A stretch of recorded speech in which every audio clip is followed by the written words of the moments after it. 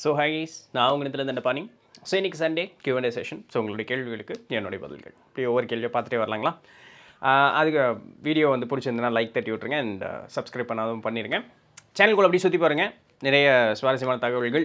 Playlist போனீங்கன்னா இன்னும் ஈஸியாக தெரியும், ரொம்ப டீட்டெயில்டாக டிஃபைன்டாக இருக்கும். அண்ட் யா வீடியோஸ் பிடிச்சதுன்னா உங்கள் ஃப்ரெண்ட்ஸ் அண்ட் ஃபேமிலிக்கு ஷேர் பண்ணுங்கள். Right, done. Okay, Sai Karthik அவர் என்ன கேட்குறாருன்னா,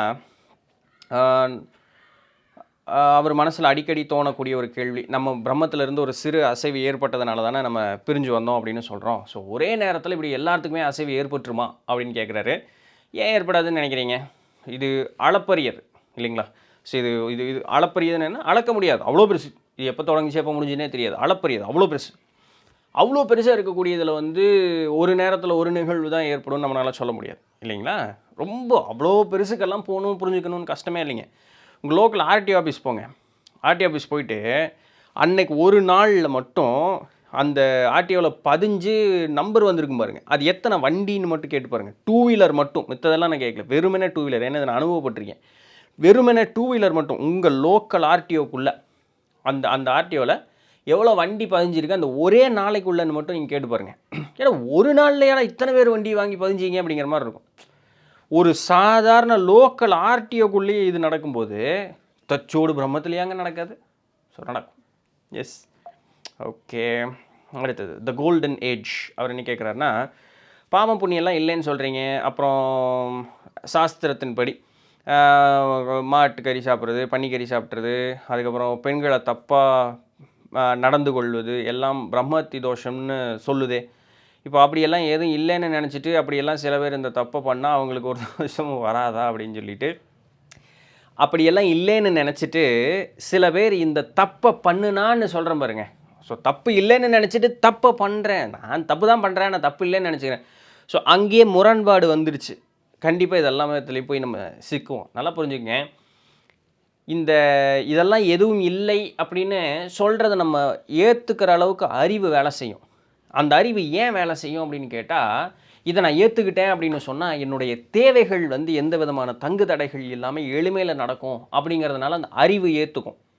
ஆன்மா ஏற்றுக்காது. உள்ள டேய் அப்படின்ட்டே இருக்கும். அதுக்கு தெரியும் எது சரி தவறு அப்படின்னு சொல்லி. இந்த எதுவுமே இல்லை அப்படின்னு சொல்லக்கூடியவர்கள் யார் அப்படின்னு கேட்டால், இதுபோல் எந்த விதமான பிடிப்புகளோ பிணைப்புகளோ வேறுபட்ட எண்ணமோ இல்லாதவர்கள் தான் இதெல்லாம் இல்லைன்னு அவங்க சொல்லணும்னு அவசியம் இல்லை. அவர்களுடைய சராசரி நடையே அவர்களுக்கு அப்படி இருக்கும். அவங்களையும் நம்மளையும் ஒப்பிட்டு பார்க்க முடியுது. இது வந்து அறிவை வளர்த்தி கொள்வதற்காக சொல்லப்படக்கூடிய அந்த ஒரு செய்தி.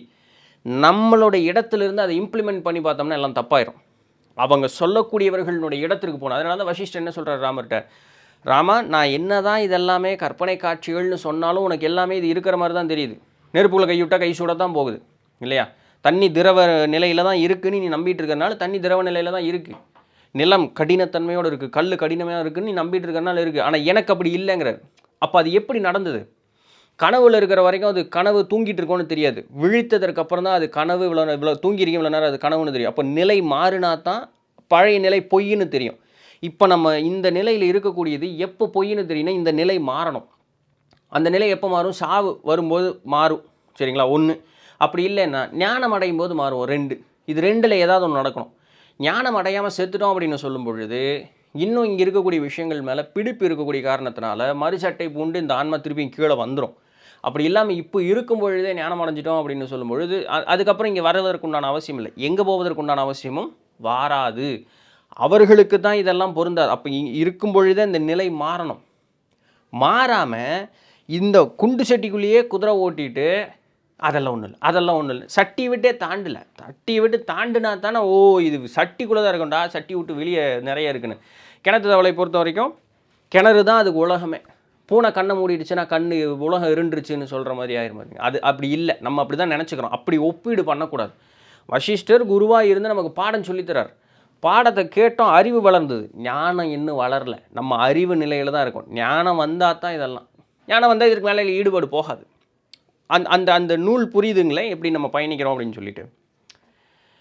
அப்புறம் குரு ஐயா ஏன் இப்படி ஒரு கேள்வி, இப்படி கூட கேள்வி கேட்கலாமே, சிம்பிளாக ஒரு 2 வரியில் முடிஞ்சிருக்குமே. குரு ஐயா அடுத்த தடவையிலேருந்து கொஞ்சம் இப்படி பாருங்கள், ஒரு என்ட்ரு அடிச்சுக்கிட்டே இருப்பீங்கன்னு நினைக்கிறேன். பட் எனிவே, ஏன்னா எனக்கு ஸ்க்ரீன்ஷாட் போடுறதுக்கு கொஞ்சம் சிரமமாக இருக்குது, வேறு ஒன்றும் இல்லை. எங்கள் வீட்டில் இருக்கிறவங்கள நினைக்கணும்னு என்னால் நினைக்க முடியல. எனக்கு புரியல. உங்கள் வீட்டில் இருக்கிறவங்கள ஒருவரை எங்கள் வீட்டில் இருக்கிறவங்கள என்னால் நினைக்க முடியும்னா என்னால் நினைக்க முடியும். ஆனால் உங்கள் வீட்டில் இருக்கிறவங்கள எப்படி நினைக்கிறது? அவங்கள பார்க்காம எப்படி அவர்களை அடியேன் நினைப்பது? பிறகு இறைவனை எப்படி நினைப்பதுன்னு. கரெக்டு. எங்கள் வீட்டில் இருக்கிறவங்க தான் எனக்கு தெரியும். குரு ஐயா எப்படி இருக்கிறீங்கன்னு எனக்கு தெரியாது. நான் எப்படி உங்களை நினைக்கிறது? சத்தியமாக நினைக்க முடியாது. ஆனால் நீங்கள் ஒரு தூள பொருளாக தான் வந்து இன்றைக்கி நீங்கள் என்னை ஒரு தூள பொருளாக நினச்சிக்கிட்டு தான் நீங்கள் நினைக்கும் போது இதற்கு கற்பனை தேவைப்படுது. ஆனால் அதனால் அதை நினைக்க முடியாது. எனக்கு தெரியணும். ஒன்று தெரிஞ்சால் தான் அதை சிந்திக்க முடியும். அது இந்த மூளையினுடைய என்னதுங்க ரெஸ்ட்ரிக்ஷன். ஏன்னா இந்த ஞாபகத்திலிருந்து வெளியெடுத்து கொடுக்கறது மட்டும்தான் இந்த மூளையினுடைய வேலை. வேறு அதுக்கு வேலையே கிடையாது. அதனால தான் அது பிரெயின் இஸ் அனலிட்டிக்கல் ஃபங்க்ஷன். ஞாபகத்தில் இருக்கும், அது எடுத்து கொடுக்கும், அவ்வளோ மட்டும்தான் அது வேலை செய்யும். பிறகு வேலை எல்லாமே உணர்வுகள் தான் செஞ்சுக்கிட்டு இருக்கும். ஆனால் இறை அப்படிங்கிறது அப்படி இல்லை. எல்லாத்துலேயும் எல்லாமே இறை இருக்குது. நீங்களே இறை சுரூபமானது தான். அப்போ இந்த இடத்துல இறை எப்படி உணர்றோம்? அதனால தான் உள்கடன்னு சொல்கிறாங்க. உங்களுக்குள்ளேயே தான் இறை இருக்குது. உங்களுக்குள்ளே இருக்கிற வண்டி நீங்கள் தேடுறதுல என்ன போய் சிரமம் இருக்குது? கண்ணாடியில் பார்த்தாலே தெரிய போகுது. என்ன அனுமான் மாதிரி நெஞ்சு பொழந்தாலும் தெரியாது, செத்து போயிடுவான். ஸோ அது தாத்பரியத்திற்காக சொன்னது. இறை எங்கே இருக்குன்னா உள்ளே இருக்குன்னு திறந்து காமிச்சதுக்காக அது ஒரு இதுக்காக சொன்னது, எடுத்துக்காட்டுக்காக சொன்னது. நம்மளால எல்லாம் ஃபோட்டோ போட்டுருக்குறாங்க அனுமார் இப்படி நிற்கிற மாதிரி. அதற்காக இல்லை. அப்படின்னா என்ன? உள்கடந்து செல்லுவது அப்படிங்கிறது. சரி, உள்கடன்னா என்ன அப்படின்னு கேட்டால், இந்த இறையை உணராமல் தடுத்து நிறுத்துவது எதுனா மனம்தான். அந்த மனது அமைதியாகும் பொழுது இந்த உள்ளே இருக்கக்கூடிய சோதி வடிவாக அந்த இறைத்தன்மை அப்படின்னு சொல்லக்கூடியது சுடர் விட்டு எரிய ஆரம்பிக்கும் அப்படின்னு நமக்கு தெரியும். அப்போ நான் யாருங்கிறது அப்போ தான் உணர முடியும். எப்போ இந்த உலகத்தில் இருக்கக்கூடிய அந்த பந்தங்களிலிருந்து நாம் விடுபடும் பொழுது அதற்கு என்ன பண்ணணும்? மனசு அமைதியாக இருக்கணும். ஏன் மனசு அமைதியாக இருக்கணும்? மனசு அமைதியாக இருந்த உலக பந்தங்களிலிருந்து விடுபட்டுருமா? பற்றுவோம். ஏன்? ஏன்னா மனசு தான் போய் எல்லாத்தையும் சென்று பற்றக்கூடியது. அதுதான் மனதினுடைய தன்மை. சென்று பற்றக்கூடிய. இந்த இடத்துல உட்காந்து நான் அமெரிக்கா ஒரு அழகியை நினச்சேன்னா, ஆஹா, நான் இது வரைக்கும் சத்தியமாக அந்த அழகி நான் பார்த்தது கூட கிடையாது. சும்மா ஒரு அழகின்னு சொல்கிறேன். யாரோ ஒருத்தங்க என்னுடைய கற்பனையில் ஒருத்தங்க இருப்பாங்களே, அப்படி ஒன்று தோன்றிடும். மனம் சென்று பற்றக்கூடியது. அமெரிக்கா மேப்பில் தான் பார்த்துருக்கேன், ஆனால் புத்தி போயிருக்கு நேரத்துக்கு அமெரிக்காவுக்கு. அப்போ அப்படிப்பட்ட அந்த மனசு தான் இந்த உலகத்தில் நம்ம பிடிக்க வச்சுக்கிட்டு இருக்கிறதுக்கு உண்டான காரணம் இல்லைங்களா? அப்போ அது அடங்குச்சு அப்படின்னு சொன்னால் தன் சுயஸ்வரூபம் வெளிப்படும்.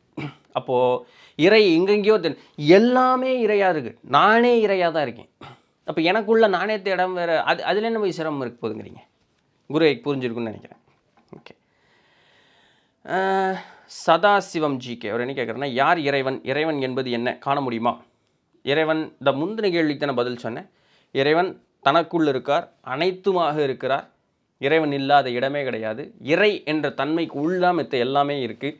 ஸோ இறை அப்படிங்கிறது வந்து இதுதான். அது அனைத்துமானது. நீங்கள் அதுக்கு எப்படி வேணாலும் உருவம் கொடுத்துக்கலாம், பேர் வச்சுக்கலாம், அதெல்லாம் இந்த பிரச்சனையும் கிடையாது. உங்கள் பேர் வேணாலும் வச்சுக்கோங்க, உங்கள் உருவம் வேணாலும் வச்சுக்கோங்க, நோ இஷ்யூஸ். சரிங்களா? நீங்கள் எப்படி வேணாலும் கும்பிட்டுக்கலாம், என்ன பேர் வேணாலும் வச்சுக்கலாம், அதனாலலாம் இது இல்லை. ஸோ அதுதான் இறை. அது அனைத்துமானது, அனைத்தையும் தன்னகத்தே கொண்டது. அன்பு பொருந்தி. இறைனா அன்புன்னு அர்த்தம். சரிங்களா? அன்பிற்கு மாற்று சொல் கிடையாது. அன்பு இல்லைன்னு சொல்ல முடியாது, அன்பு மட்டும்தான் அங்கே. சரிங்களா? அப்போ இறை அன்பு பொருந்தியது, கருணை உள்ளம் கொண்டது அப்படிங்கிறதான் இறையினுடைய தன்மை. அடுத்தது காண முடியுமா? சத்தியமாக முடியும். முடிஞ்சதுனால தான் பெரியவங்க நமக்கு சொல்லி கொடுத்துருக்குறாங்க. இன்றைக்கி நம்ம சேனலுக்குள்ளே வந்து நீங்கள் சப்ஸ்கிரைபர் அப்படிங்கிறது எனக்கு அந்த சிவப்பு சிம்பிள் காட்டுது. அப்போ இவ்வளோ தூரம் நம்ம வீடியோஸ் பார்க்குறீங்க அப்படின்னு சொன்னால் அந்த இறை நாட்டம்ங்கிற இருக்கிற அந்த ஒரு காரணத்தினால தான். அப்போ என்னமோ இருக்குது இல்லையா? அந்த எண்ணுமோ அதுதான் இறை. ஸோ அந்த எண்ணுமோ யாரோ சொல்லியிருக்காங்களா, அதனால தான் நம்ம இதை பற்றி பேசிக்கிட்டு இருக்கோம். அப்போ சொன்னவங்க பார்த்துருக்காங்க இல்லையா? பார்க்குறதுக்கு உண்டான வழி நமக்கும் சொல்லி கொடுத்துருக்காங்க இல்லையா? அது பயிற்சி பண்ணும்போது பார்க்க முடியும். சரிதானுங்களே? ஓகே. ஸ்ரீதரன் ஸ்ரீ அவர் என்ன கேட்குறாருன்னா, கருட புராணத்தில் உடலுக்கு தானே அபவுட் கருட புராணத்தை பற்றி கேட்குறாரு. உடலுக்கு தானே இந்த உணர்வுகள் வலி எல்லாமே இருக்குது. அதுக்கப்புறம் எப்படி அந்த ஆன்ம ரூபம் எடுத்ததுக்கப்புறம் அங்கே அந்த தண்டனைகளுக்கெல்லாம் வலி அப்படிங்கிறதெல்லாம் இருக்கும் அப்படின்ட்டு இப்போது கனவு கண்டுக்கிட்டு இருக்கோம். நமக்கு தெரியாது, அது வெளிக்கிற வரைக்கும் அது கனவுன்னு தெரியாது. இப்போ கனவில் வந்து ஏதாவது ஒரு இடத்துல அடிபடுது, அது விருட்டு நீ எந்திரிச்சா தான் அந்த இடம் ஒரு மாதிரி நோகிற மாதிரி இருக்கும். ஆனால் நீங்கள் எந்திரிக்கலேன்னு வச்சுக்கோங்க. சரிங்களா? அந்த பயத்தில் ஓடுறீங்க, ஏதோ ஒன்று துரத்துது, நாய் துரத்துதுன்னு வச்சுக்குவோம். சரிங்களா? பயத்தில் ஓடுறீங்க, அது நாய் கடிச்சு வச்சிருச்சு, ஓடும்போது முள் குத்திருச்சு. இன்னும் நீங்கள் கனவுல தான் இருக்கீங்க, ஆனால் அது உங்களுக்கு கனவுன்னு தெரியாது. சரிங்களா? அங்கே அது ஒரு வாழ்க்கை வாழ்ந்துகிட்டு இருக்கீங்க. கனவுல உருவம் இருக்கா? இதுதானே நீ சரீரம் தானே உடல் இல்லைங்களா? ஆனால் கனவுல அப்படி ஒன்றும் இல்லையே. ஆனால் அங்கேயும் நமக்கு வலி வேதனை இருக்கே, அங்கேயும் பயம் இருக்கே. உருவம் அற்ற ஒருத்தனை, வெறும் எண்ணம் தான் அது. கனவுங்கிறது என்ன? உங்களுக்கு ஏதோ ஒரு டேட்டா இருக்குது, அந்த டேட்டாவை கயமையான்னு பண்ணி இந்த மூளை உங்களுக்கு திருப்பி வெளியே எடுத்து கொடுக்குது இல்லையா? அப்போ அதுக்கே உங்களுக்கு ஒரு உணர்வு இருக்கும் பொழுது, இந்த உடலையே வேலை செய்ய வச்சுக்கிட்டு இருக்கக்கூடிய அந்த ஆன்மாங்கிற தன்மைக்கு உணர்வு இருக்காதுன்னு நீங்கள் நினைக்கிறீங்களா? இந்த மனம் என்றது அப்படியே சொன்னேன் இல்லையா, சென்று பற்றக்கூடியது அப்படின்னு சொல்லி. ஏன் அது போய் சென்று பற்றுது? அதுக்கு ஆசைன்னு ஒன்று இருக்குது. அது ஆணவம் அப்படிங்கிறது ஒன்று கூடி, கண் மாயை அப்படிங்கிற ஒன்று சூழ்ந்த காரணத்தினால, ஆஹா, அந்த ஆஹாவில் தான் நம்ம முதல்ல பிறந்தோம். அப்போ அந்த ஆஹாக்கு உணர்வு இருக்கிறியே, அந்த ஆஹா அது என்னது, அந்த ஆர்வம் இருக்கே அதுக்கு. அதனால தானே பிறப்பே வந்தது. இந்த சட்டை பூண்டதே வந்து அது என்ன அது எனக்கு வேணுமே அப்படிங்கிறனால தான். அப்போ அந்த எண்ணம் வந்தது பார்த்தீங்களா, உணர்வினுடைய மாறுதல் வந்து, எண்ணத்தினுடைய மாறுதல் வந்தது இல்லையா? அந்த காரணம் என்ன பார்க்குறாங்க, மனம், சித்தம், புத்தி, அகங்காரம், இது 4மே சேரும் பொழுது தான் இந்த சட்டையை நம்ம எடுக்கிறோம் இல்லைங்களா? அப்போ அதெல்லாம் உணர்வுகளோடு கூடிய எனக்கு வேணும். இப்போ எல்லா ஆன்மாவுக்கும் உணர்வுகளும் அந்த ஒரு தன்மைகள் அப்படிங்கிறது எல்லாமே உண்டு. எஸ், உண்டு. சரிங்களா? அதனால் அந்த கருட புராணத்தில் அது மாதிரி சொல்ல முடியும்னா முடியும். பட் அதில் இன்னும் கூட கொடுத்துருப்பாங்க. நீங்கள் வந்து பிரம்மலோகம் போகிறதுக்குள்ளே இங்கே இருக்க எப்படி இந்த உடல் பஞ்சபூத தத்துவங்கள்னால் இந்த உடல் உண்டானதோ, அதுபோலவே தற்காலிகமான ஒரு டெம்பரவரி பாடி ஒன்று அங்கே ஃபார்ம் பண்ணிடுவாங்க. பண்ணி தான் கூப்பிட்டே போவாங்க. அப்போ தான் புட்டுச்சு சவுக்கில் வெளுன்னு வெளுக்கிறது. அப்போ அந்த டெம்பரவரி பாடின்னு ஒன்று இருக்கும் அங்கே. அதுக்கு தான் நம்ம பிண்டம் கொடுத்துக்கிட்டே இருக்கோம். ஆன்மாக்கள்லாம் இந்த மாதிரி உணவெல்லாம் தேவைப்படாது. அந்த டெம்பரவரி பாடிக்கு தான் பிண்டம் கொடுத்து தண்ணி கொடுக்குறது, விச் இஸ் கம்ப்ளீட்லி அன்வான்ட். அது ஒன்றும் தேவையில்லை. பட் எனிவே அப்படி தான் நம்மளுடைய சாஸ்திரம் சொல்லுது. இந்த வகையில் பார்த்தாலுமே உங்களுக்கு அந்த இடத்துல உணர்வுகள், வலி, வேதனை அப்படிங்கிறது உண்டு. இதெல்லாம் எதுவுமே இல்லை. வெறுமனே அந்த ஆன்மாக்கு அந்த மாதிரி உணர்வுகளை பூட்ட முடியுமான்னு கேட்டால் தாராளமாக முடியும். வெறுமை எண்ணம் தானே, எண்ணத்தை வச்சு நம்மளால் என்ன வேணாலும் செய்ய முடியும்.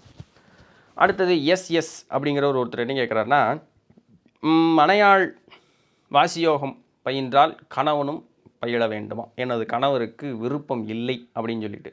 பாவம் அந்த மனுஷனை கட்டிட்டு தான் சீரழிகிறாரு. ஏன் போய் எதையும் பண்ணுன்னு அவங்ககிட்ட இன்னும் டார்ச்சர் பண்ணுறீங்க? பாவம் தான், விடுங்களேன், கொஞ்சமாவது நிம்மதியாக இருந்துக்கிட்டு போட்டோம். நீங்கள் உட்காந்து உசுன்னு இருக்கிற நேரத்துக்கு அவள் சும்மா உட்காந்து ஏதாவது நெட்ஃப்ளிக்ஸாவது பார்த்துக்கிட்டு இருக்கட்டும். பாவம் ஏன் அவரை பிடிச்சி டார்ச்சர் பண்ணுறீங்க? ஏங்க அப்படியெல்லாம் ஒன்றும் அவசியம் இல்லைங்க. உடலில் சக்தி நிலை கூடும் பொழுது, அந்த சக்தி நிலை மாறும் பொழுது ஒரு சில நேரங்கள் ஒரு மாதிரி பாதிப்பு வரும்னு சொல்லி சிவானந்த பரமஹம்சர் கேங்காரங்க சொல்லுவாங்க. அது வேறு லெவல் போனால் தாங்க அது நடக்கும். சும்மா உட்காந்து 10 நிமிஷம் டொங்கின்னு இப்படி உட்காந்துருக்கறனால ஒன்றும் நடக்காதுங்க. சரிங்களா? நம்ம பண்ணுற வாசியோகம் அப்படிங்கிறது வந்து கைகூட வேண்டும் அப்படின்னு சொன்னாலே உடல் நலவிலையும் மனநிலையிலையும் மாறுதல் அப்படிங்கிறது ஏகப்பட்டது நடந்த பிறகு தான் அது கைகூடி அதற்குண்டான மாறுதல் எல்லாமே ஏற்படும்.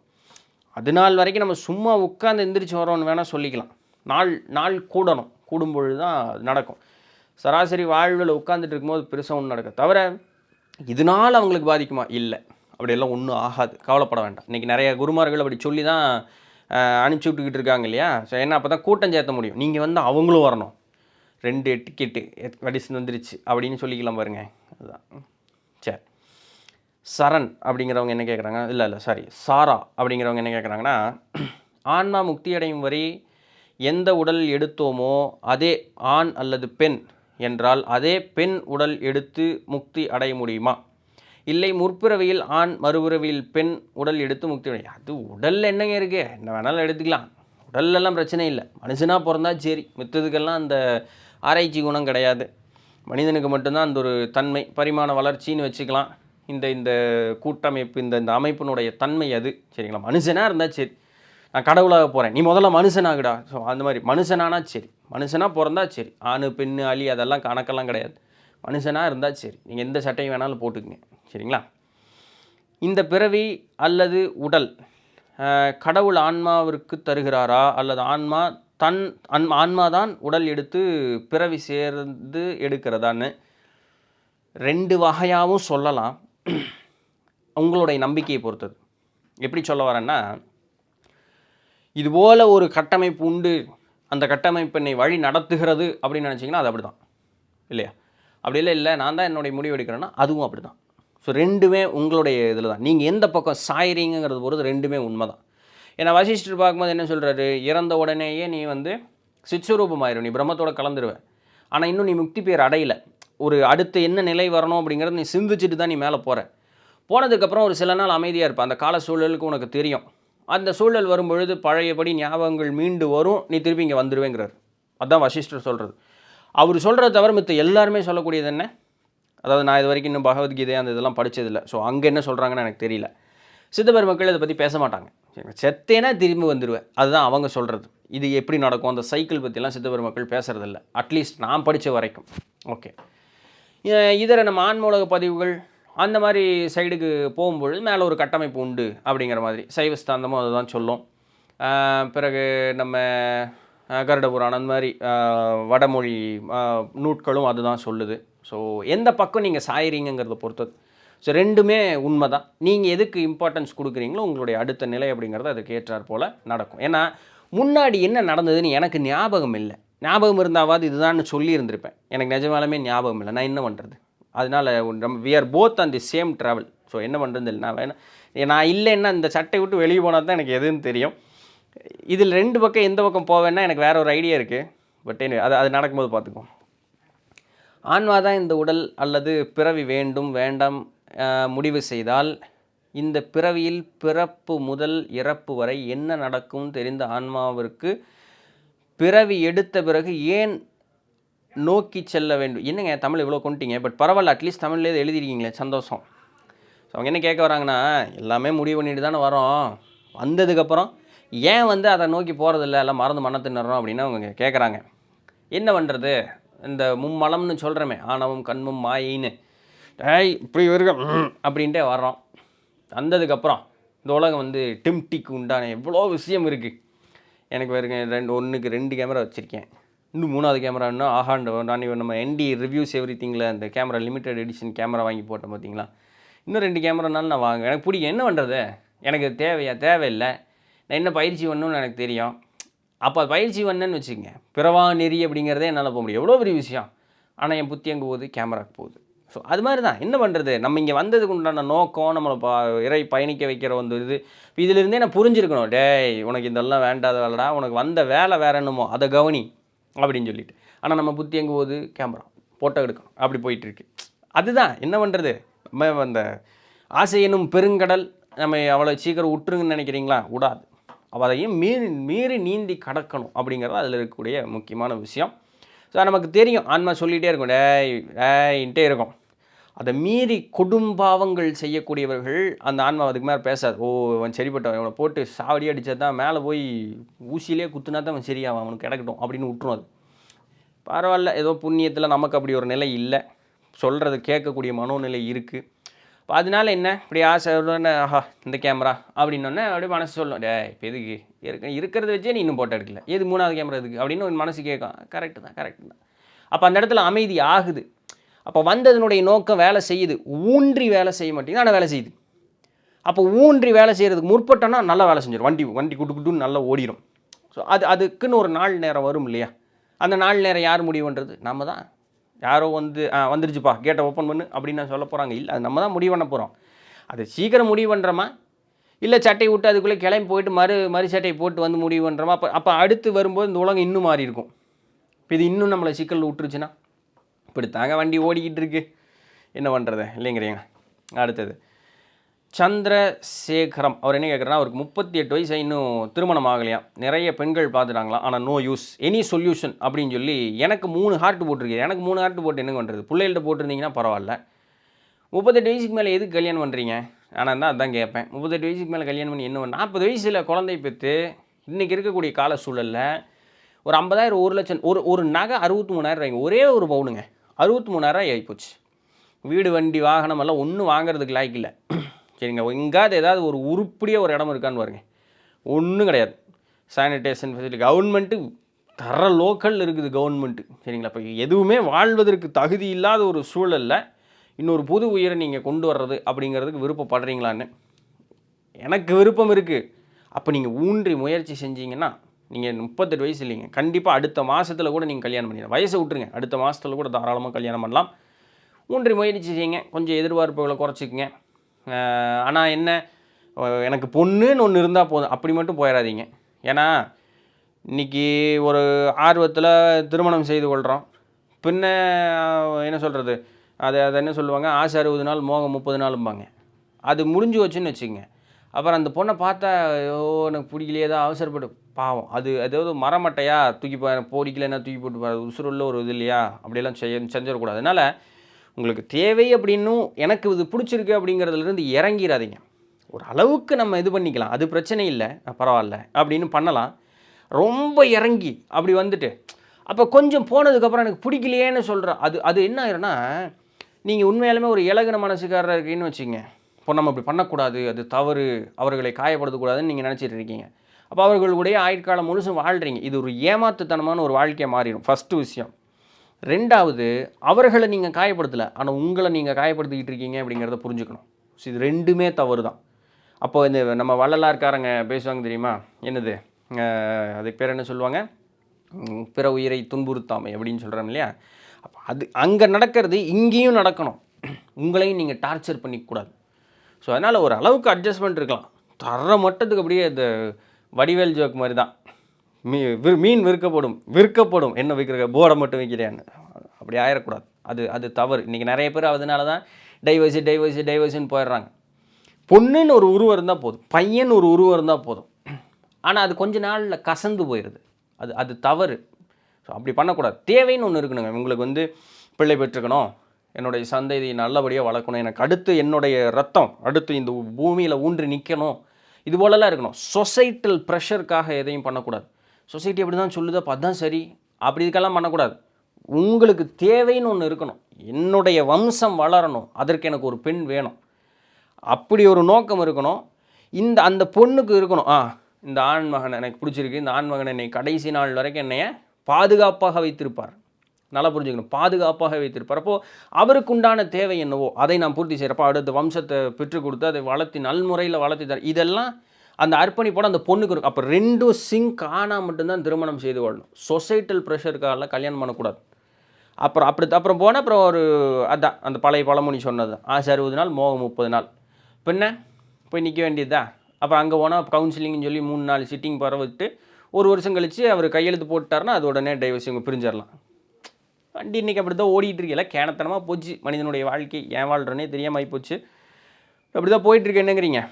ஸோ அந்த மாதிரி ஒரு நிலைக்கு நம்மளை நாமே ஆட்படுத்தி கொள்ளக்கூடாது அப்படிங்கிறத நம்ம கொஞ்சம் புரிஞ்சுக்கிட்டோம்னா, திருமணம் வேண்டுமா வேண்டாமாங்கிற முடிவுக்கு நீங்கள் முதல்ல வாங்க. வேணும் அப்படின்னு சொன்னால் உங்களுடைய சாதகத்தின்படி பார்க்கும் பொழுது இந்த கோயிலுக்கு போகணும் அப்படின்னு சொன்னால் நீங்கள் போயிருப்பீங்க, 1008 கோயிலுக்கு போயிருப்பீங்க, பல லட்சங்கள் பரிகாரத்துக்கு செலவு பண்ணியிருப்பீங்க, புரோக்கருக்கெல்லாம் கொடுத்துருப்பீங்க. ஆனால் பரிகாரங்கள் அப்படி வேலை செய்கிறதில்ல. ஒரு சில இடங்களுக்கு போகணும் அப்படிங்கிற ஒரு கணக்கு இருக்குது, ஒரு சிலது தான் பண்ணணும்னு இருக்குது. அது பண்ணுனா நேரடியாக வேலை செய்யும். நம்பிக்கை இல்லைன்னு விட்டுருங்க, ஆல்ரெடி நான் மென்டலாக டயர்ட் ஆகிட்டேன் பஸ் அப்படின்னா விட்டுருங்க, நடக்கட்டும்னு சொல்லி சாமியை பார்த்துக்கிட்டும் திருவருள் நினச்சிட்டு அமைதியாக இருங்க. உங்களுடைய விருப்பத்தையும் பெட்டிஷனையும் மட்டும் போடுங்க. நடக்கும்னா நடக்கும், நடக்கலைன்னா மனசை தேத்திக்கங்க. இருக்கிற நாள் வரைக்கும் நீங்கள் தாய் தந்தையரோட உற்றார் சுற்றத்தோடு நல்லபடியாக இருந்து, உற்றார் சுற்றத்தில் ஒரு நல்ல பிள்ளை இருக்குது, அந்த பிள்ளையை நன்முறையில் வளர்த்தி கொடுக்குறது உங்களால் என்ன உதவி செய்யுங்க. ஒரு அனாதை குழந்தைய தத்தெடுத்து வீட்டுக்கு கூப்பிட்டு வந்துடாதீங்க, அது சொல்ல வரல. விருப்பம் இருந்தால் பண்ணுங்கள், அதை சொல்ல வரல. நான் ஒரு கட்டுக்குள்ளே போயிடாதீங்கிறதுக்காக சொல்லிகிட்டு இருக்கேன். இப்போ அவங்களுக்கு ஏதாவது ஒரு ஃபண்டு பண்ண முடியுமா பண்ணுங்கள். ஸோ அப்படி மாற்றிக்கிங்க உங்களுடைய லைஃப்பை, நல்லபடியாக அப்படி மாற்றிக்கிங்க. இது இல்லையேன்னு வாடி வதங்கக்கூடாது, இல்லைங்கிறத ஒத்துக்கணும். அடுத்து என்னன்னு சிந்திக்க ஆரம்பிச்சிடணும், அதுதான் புத்திசாலித்தனம். அப்போ என்ன ஆயிரும், ஜீவகாருண்யம், அந்த வார்த்தை பிடிச்சிட்டேன், ஜீவகாருண்யம். பிற உயிரையும் துன்புறுத்தக்கூடாது, தன் உயிரும் துன்பப்படக்கூடாது. அது அந்த நிலை மனசில் என்றைக்குமே இருக்கணுங்கிறது மனசில் வச்சுக்கோங்க, சரிங்களா. சின்ன கேள்வி தான், நான் ரொம்ப நேரம் பேசிட்டேன், வேறு வழி இல்லை. இன்றைக்கி கால சூழல் அப்படி போன காரணத்தினால அதை நான் சொல்லிக்கிட்டு இருக்கேன். ஸோ இதை இன்றைக்கு உண்டான கேள்விகளும் அதற்குண்டான பதில்களும். நாளைக்கு வேறு ஏதாவது ஒரு சுவாரஸ்யமான செய்தியில் சந்திப்போம். அதுவரையும் தொடர்ந்து இணைந்திருங்கள். நான் உங்கள் இடத்துல நன்றி.